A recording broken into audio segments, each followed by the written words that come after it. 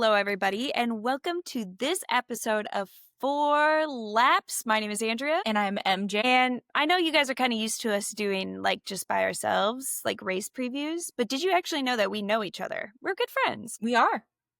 Co-hosts. Some would say. Some would say. All right, so what we're doing today is that we are giving our report card for the IndyCar teams on their season. So we're going to talk about, their performances, their driver lineup, what went good for them, what went wrong for them, and then assign each team a letter grade. We're going to start with AJ Foyt. Do you want to go? Absolutely. So AJ Foyt, I think, talking about the expectations of the season, I had kind of higher expectations coming into the season because I think they finished pretty well last year. I mean, we had Santino Ferrucci's first pole position. We knew that we were getting David Malukas, who is also a driver who is known for being good on ovals. So my expectation was a little bit higher coming into the season, and I just don't think they met it. We had David Malukas. He was 11th in points, which is pretty good, especially for being his first season with AJ Foyt. And then we had Santino Ferrucci, who was 16th, which isn't horrible. He did have quite a few issues coming into the end of the season. But overall, I just felt like they came into many weekends with a good car and just simply didn't ever get a result. There were a lot of errors that ended races early or even before they started, with Ferrucci not starting one of the races. So I gave them a C. So I kind of similarly, I think that David Malukas' season was really rough at the beginning, and that kind of makes sense. I don't think street and road courses are something that he's quite comfortable at yet. He also was newer to the team. I think that you kind of saw a switch in his season when we started going to those ovals. However, I think at the beginning of the season, you and I both said that we thought either one of the AJ Foyt drivers could have gotten their first win this year. When you look at Santino, I think that he had some high points. You look at the podium in Detroit and the podium in Road America. However, towards the end of the season, you see just a lot of sloppy mistakes in practices. At one point in Toronto, even keeping him from starting the race. And when you look at the standings, I mean, Santino was 16th, I believe, this year in the driver's standings, and last year was 9th. That, to me, shows a regression and definitely isn't living up to the expectations. I also gave them a C. Wow. We're one and the same. Okay, so AJ Foyt, you got a C. They get a C. I actually forgot about Santino's podium in Detroit, because wasn't that the one that he got technically disqualified for, but there was some he got iffiness, or he got to keep the position of third but not the points, right? Which I was like, right, so that doesn't really make any sense. But it was an issue with the weight, right, ballast. Weird season from AJ Foyt, in my opinion. Yeah, average.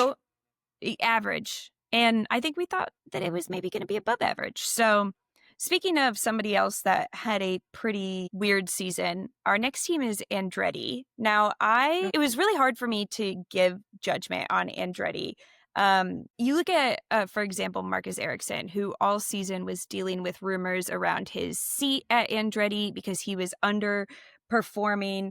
His highest finish was at the 500, but he did leave the door open for Alex Palou to pass him for the win. And then he was also at the end disqualified for not passing tech inspection. Other than St. Pete and Toronto, he was never in the top 10, and that's not good.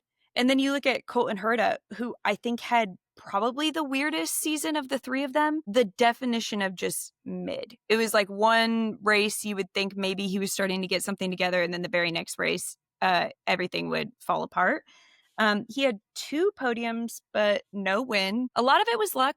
Some of it was mistakes. And then you also have Kyle, who did win and feels like he had a strong season. In the end, he ended up 4th in standings, which I feel like isn't really reflective of winning in Long Beach, Detroit, and Gateway, which I think is indicative of how the other races didn't really go well for him outside of those wins. So I gave them a C+.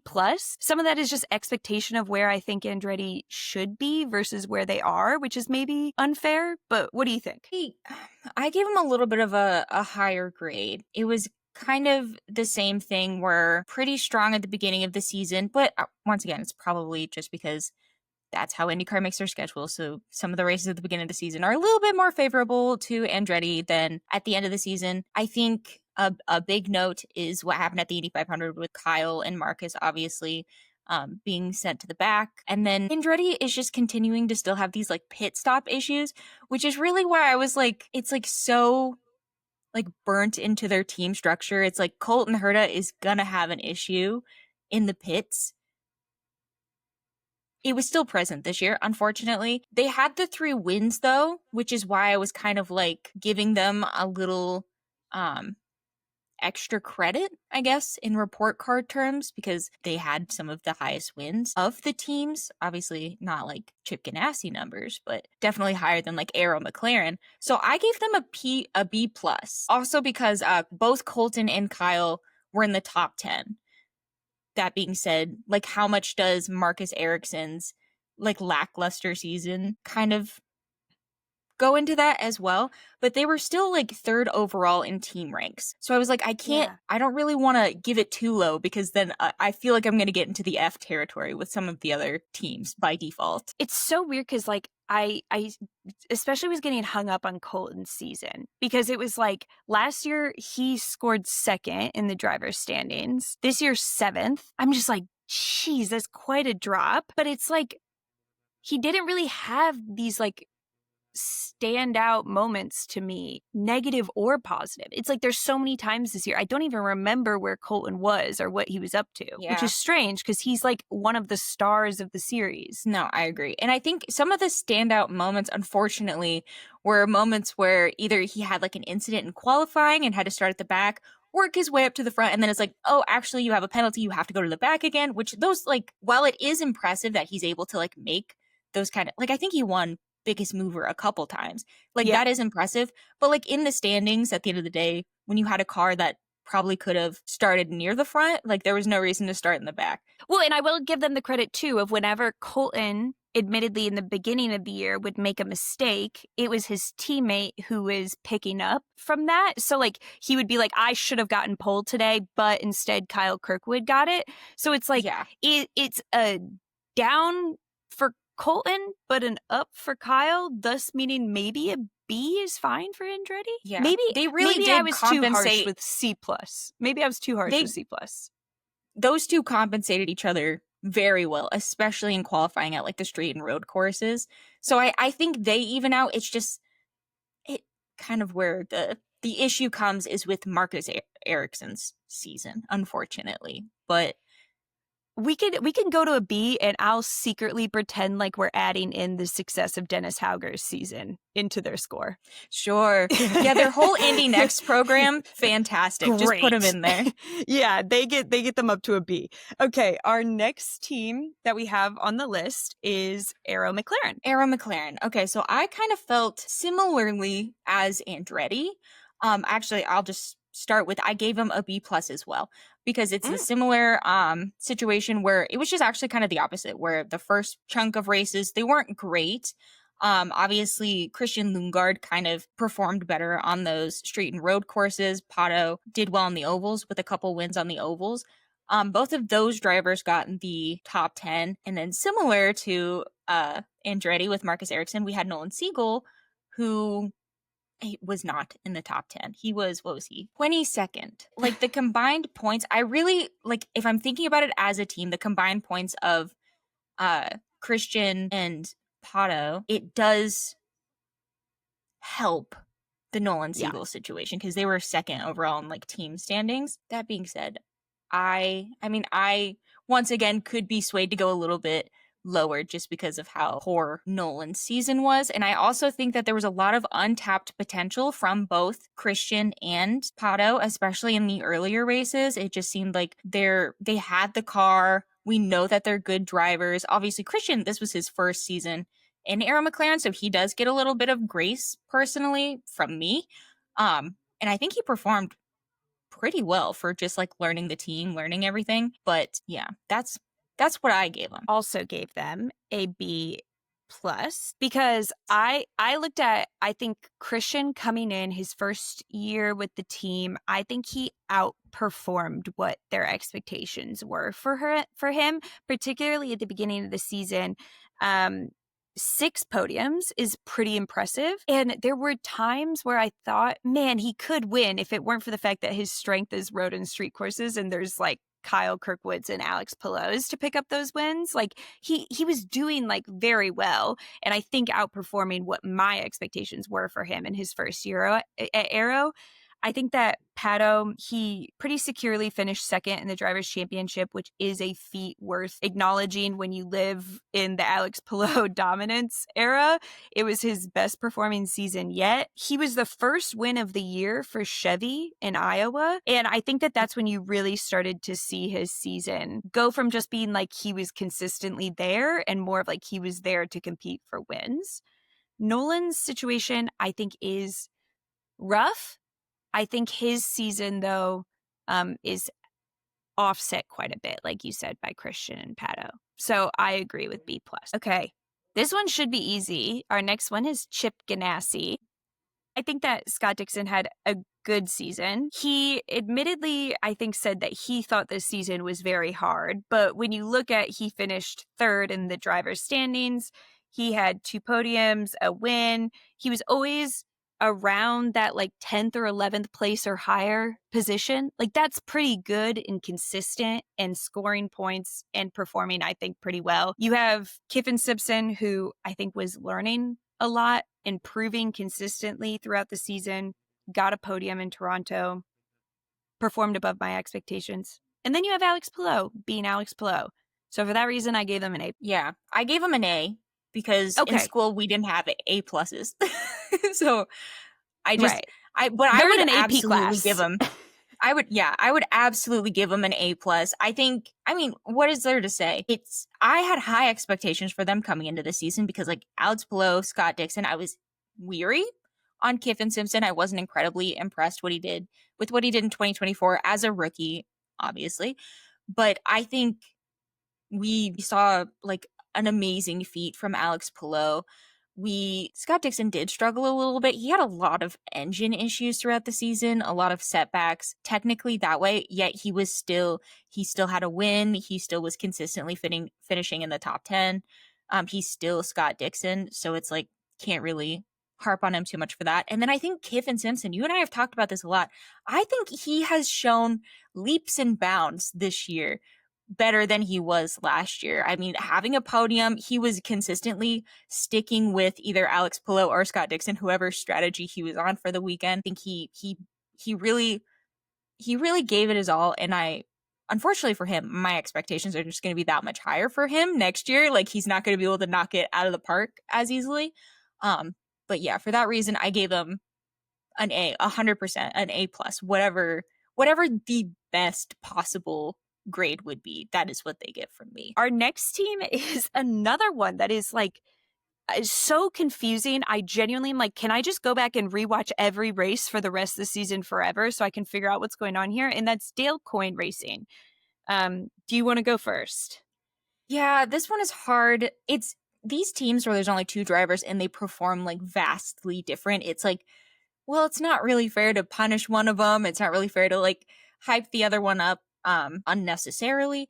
They struggled. Dale Coyne isn't known for having like the best cars. Sure.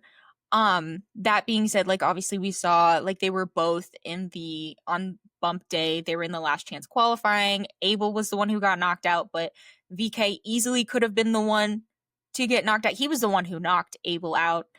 So it's like, it's hard because Rinus VK did have a pretty good season considering he was in the equipment that he was in. He did get a podium. He had some consistently good finishes. There were moments in most races where he was battling at the front for at least a little bit. That being said, Jacob Abel, he was a rookie this season and he struggled consistently in the back, consistently being lapped traffic, which is unfortunate because I do think that there is potential there for him.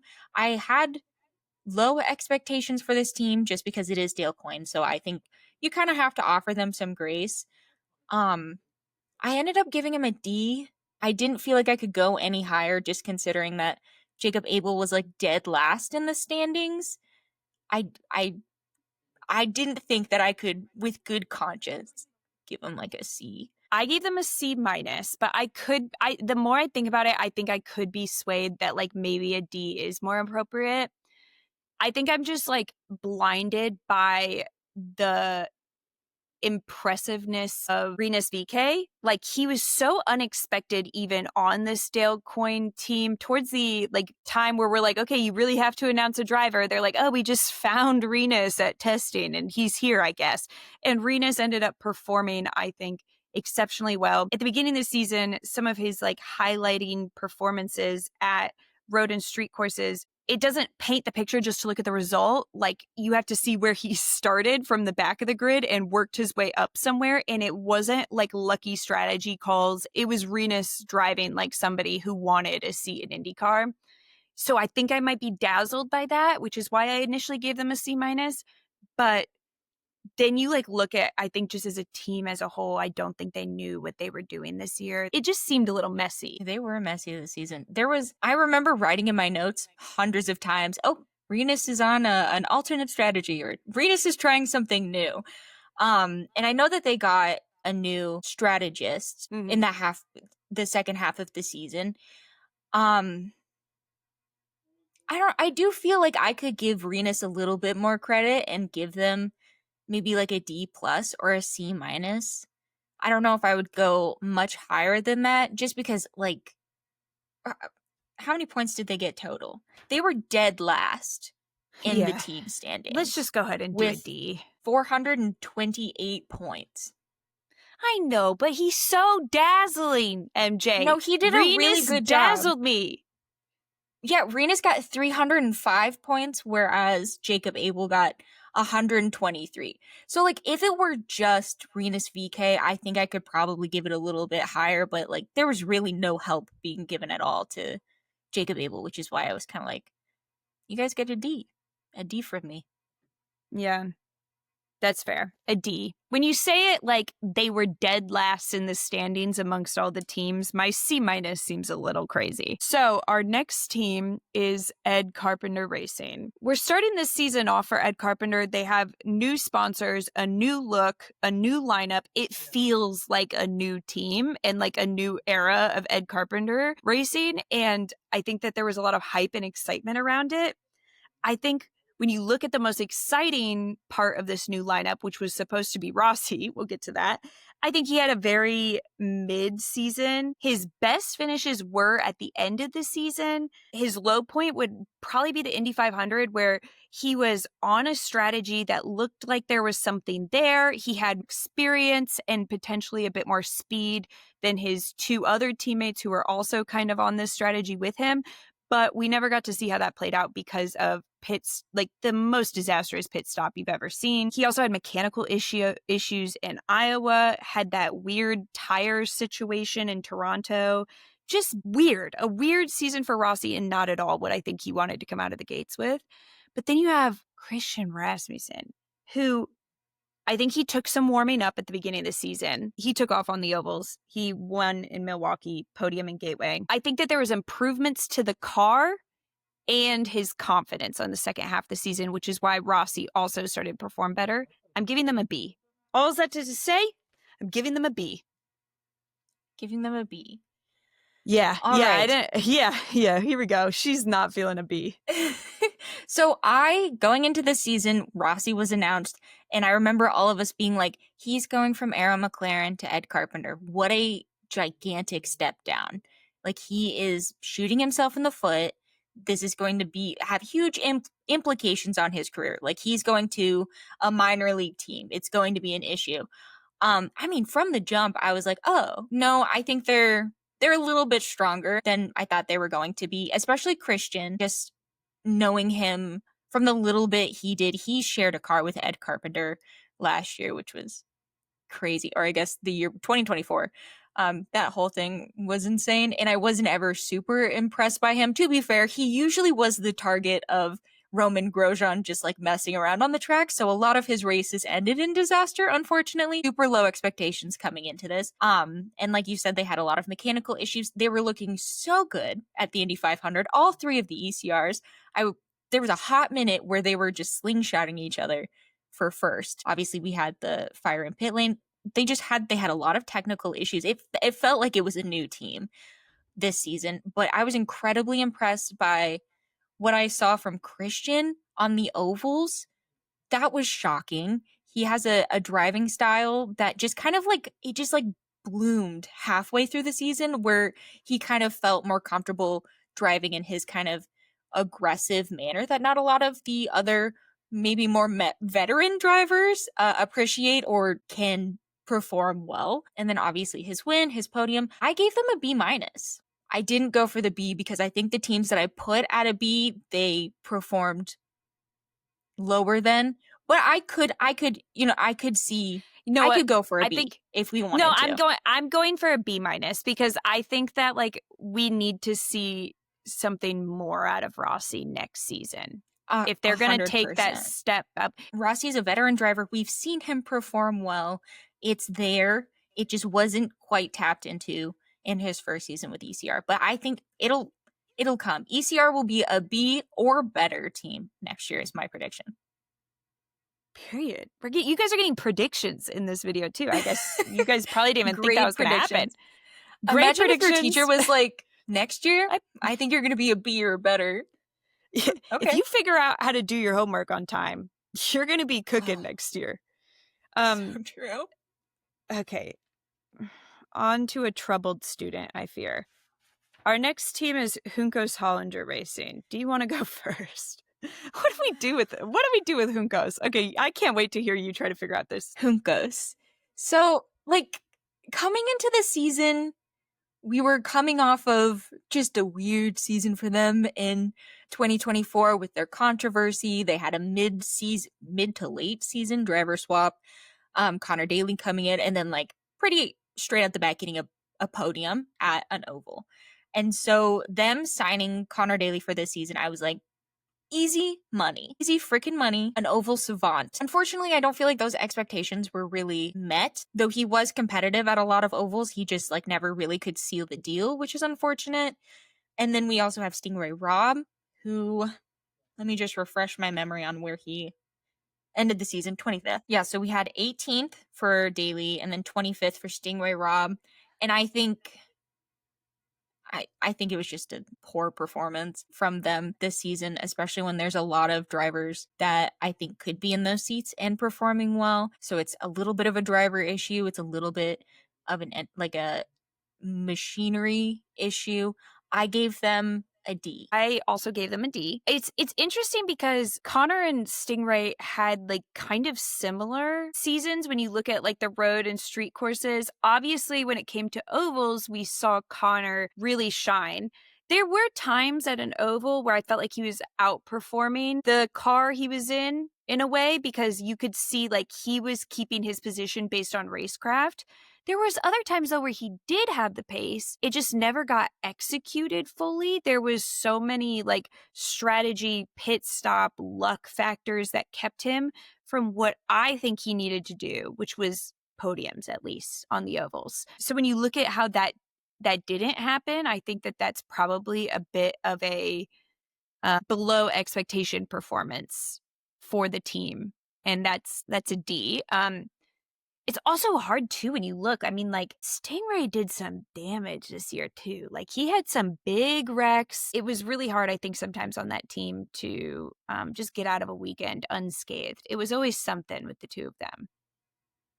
Yeah, and I think they struggled. Like even Connor Daly talked about how they kind of struggled to put together their like road course package and their street course package. And it's like, well, that's actually 2/3 of the packages that you really need to have to be an IndyCar team. So that is unfortunate. I just think, yeah, I wasn't impressed with what they did this season. So our next team that we have is Meyer Shank Racing. You want to go first? The amount of times I've said I've had high expectations for a team, every single weekend I said this is going to be the weekend that we're going to get a Meyer Shank win. We were so close so many times. They consistently ran in the top 10, top 5 during the races, just couldn't get it done, but they were consistent. Besides, like Fro had a few incidents, not really of his own accord. He was taken out. He was targeted, to be fair. But we had a podium for Marcus. and they finished 6th and 8th, which is really good. 2 in the top 10 for a team that wouldn't be considered like one of the big 4 or the big 3. So I gave them a B minus. You said consistent in yours. And it's like weird because that's almost like what my issue with them was, which was like both Marcus and Felix would have like one week where they would be in like the top 5. And then the next week they'd be like 22nd. It was like so up and down. And maybe it's not fair to look at just the results because so much contextually goes into that. Overall, I feel like they could never get it right where they should have been every weekend. There was always something that stopped them from their full potential. I gave them a B plus. I'm curious if like, another year maybe with like that Chip Ganassi partnership that they have, like maybe we could see that go up a little bit. Maybe a little bit more time for like Marcus Armstrong to get into the team, Felix to, I don't know, not be targeted. And maybe we could see that go up. But I'm going with a B plus. I think it's still good.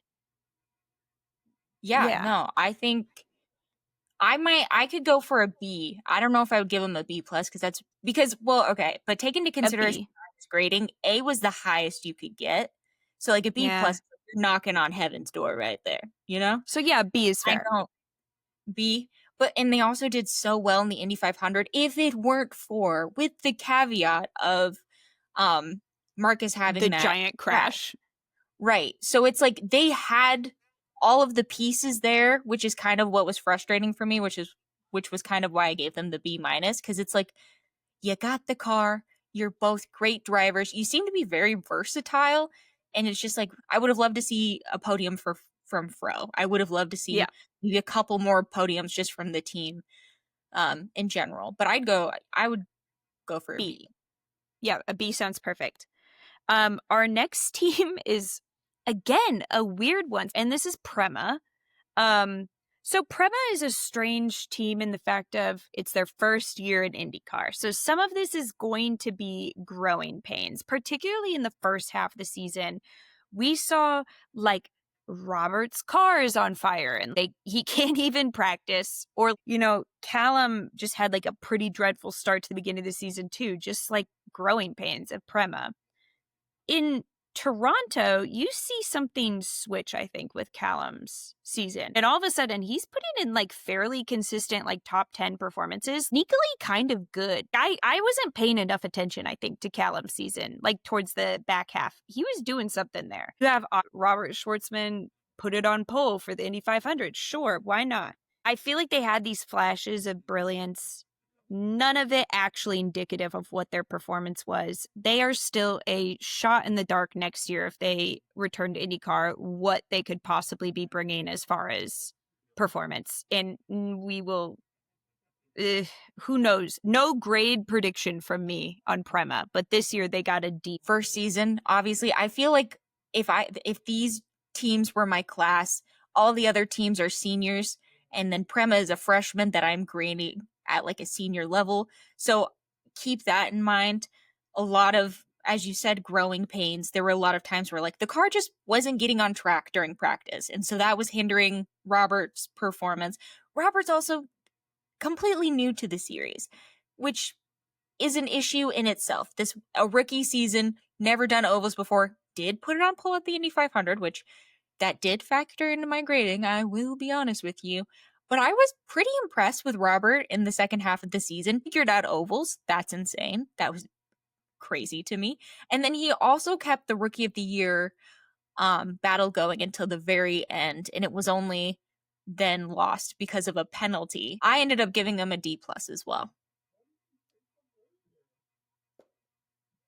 Dude, we're so good. I mean, like, I don't know. It was just like a lot of suffering. But then there would be these like moments of hope. I don't know if they can come back. Do you think that they're wore out? They're like, this was too much. Too much up and down emotionally. I pitied them in the first part of the season. I was like, please, just put them out of their misery. Like, these engineers have admitted that they're not super sure what to do on ovals. They weren't super aware with what was going on with the Indy 500. But I think the second half clicked. If we have a season next year, prediction. If we have a season next year, which is just 2 second halves of this season, I think I could give them like a C. But I think with how they did in the first half, or how they just like didn't do, like there were a lot of times that they didn't finish races, that the car lit on fire, that they ended up taking out their pit crew. I mean, it was a circus. Yeah. And I think that's what really brings it down. And listen, I didn't share the official rubric with you guys, but there is a secret subsection where you could get extra credit based on presentation.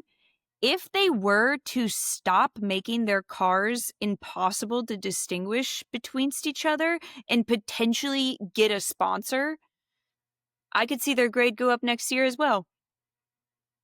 I'm the teacher. I can make the rules. No, I completely agree. Also, something to keep in mind is they were only 1 point different from Dale Coyne Racing. Now, this team is one that I'm going to allow MJ to talk, but just know that this is restrained. And that is RLL Racing. RLL Racing consists of 3 drivers, 1 rookie, two veterans. No. Okay, I'll be nice. Disappointing season. I think that's fair to say. We had Louis Foster come in. Louis Foster, who just absolutely dominated Indy Next, comes in. He's not in great equipment, but I think for what it's worth, he did pretty well. He made it to the Firestone Fast 6 a few times. He did have a lot of like big wrecks. Unfortunately, he made a lot of rookie mistakes. I think that's fair in a rookie season to make rookie mistakes. Devlin DeFrancesco, just not a great season, consistently at the back. He finished, 26th, so right above Stingray Robb. And then we have Graham Rahal, veteran, partial owner of the team. He finished in 19th. And he had some good qualifyings, and then just could never really put it together in the race. That was incredibly frustrating. I think there were a couple times where multiple RLL cars would do well in qualifying and then would just cease to exist on the Sunday. So that being said, we also had like Louis Foster obviously winning Rookie of the Year. I gave them a C-. I feel like when you look at Devlin's season, I forgot Devlin was there basically all of the season, with the exception of the times where he was bringing out a caution flag, which is probably not great. I also just think for the experience that he should have in IndyCar, and like it's just getting to a point where like the performance is just not there. But then like Louis Foster, I think, Rookie of the Year, he had some big rookie mistakes, but then you see like putting it on pole. I mean, that's pretty impressive for a rookie. I think that he did the best with the team and the equipment, and I think performed at the expectation we would have for a rookie in RLO. And then Graham, it's just insane how bad some of his weekends got.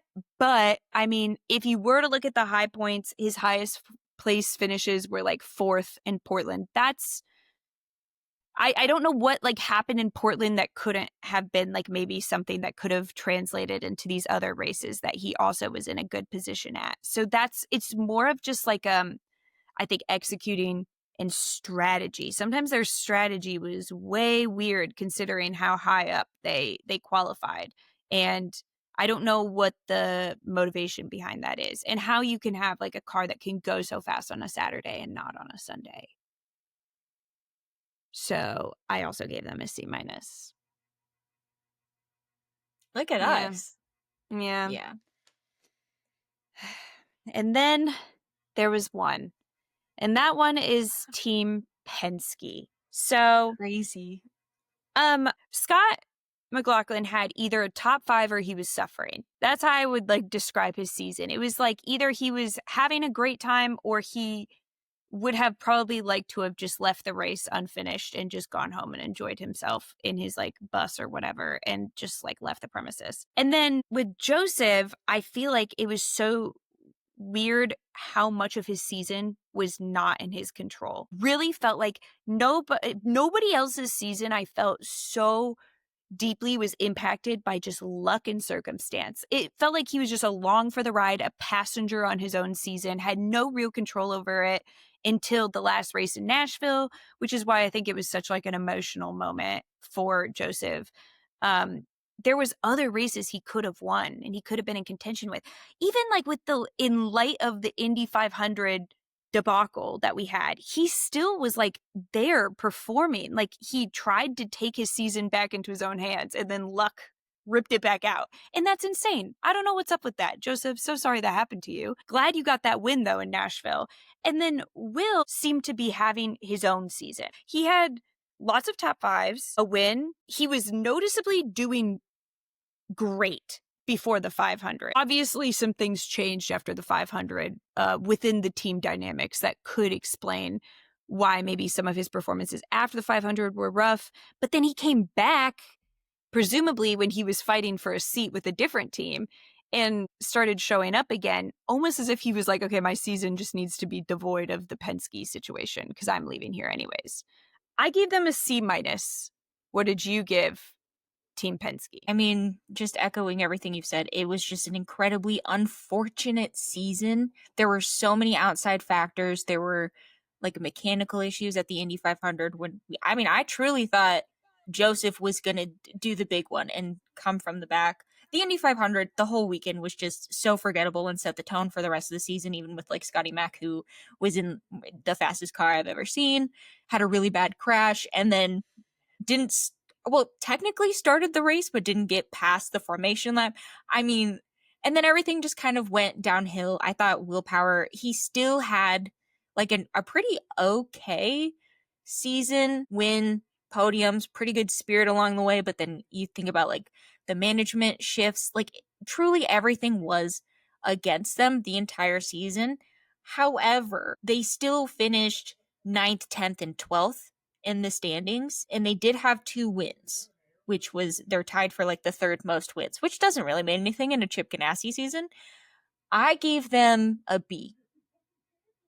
They finish 9th, 10th, and what did you say, 12th? But last 12th. year like Scotty Mack, he finished 3rd last year and finished 10th this year. And then it's like 12th, right, what happened this year that didn't happen last year? Exactly. Like we're not like judging last year's season. It's like this season, unfortunately, everything was against them. Even they were against them. So it's like taking this season, I would say, for what they were dealing with, to still be able to finish 2 in the top 10. Other teams who didn't have those issues weren't able to finish that well. What did you say you gave Team Penske? A B. A B. I could go with a B minus. I think there needs to be a minus attached to it to reflect the vibe. So then they would be equal with ECR and MSR? That's why I kind of gave them a B. But to be fair, they do have 3 people where ECR and MSR only have 2. So I would still give them the B. Yeah. I don't know. I just feel like considering the dramatics of the season, like the scandal at the 500, the like firing of everybody. Yeah, that's fair. I didn't take any of that into account. Yeah. So we're grading on different rubrics. We didn't share our rubrics with each other before we started. And that's part of going to school. You know what I mean? If you guys have ever gone to college, you know what I mean? Like, sometimes the rubric's a little fake. It's you a gotta little fake ask and for made the up. rubric. And then you gotta ask them why they gave you that grade. Look them in the eye and go, why did you give me a C minus? I'm gonna be honest, I didn't see Penske in office hours once. And so, I didn't see him him in class either. So low. No. Which is why I was impressed that they did so well. Yeah, but like, do you think it was AI? They were cheating? AI gets good grades. What? You want me to hate on the robot? This is an engineering series. I don't know. I think Penske is one that everybody could probably come up with a completely different reasoning for a completely different grade. That is one that I definitely did not expect us to have the same answer for. No. With that being said, feel free to comment what you guys think about our report cards and whether you thought our rubrics were a bit confusing because that's part of the college experience. And maybe what you guys would have given them as grades on their season. Thank you guys so much for listening to this episode of 4 Laps, and stay tuned here on ATYL Media's channel because we will have plenty of videos for you throughout the off season to get you excited for next season of IndyCar. Bye. Bye.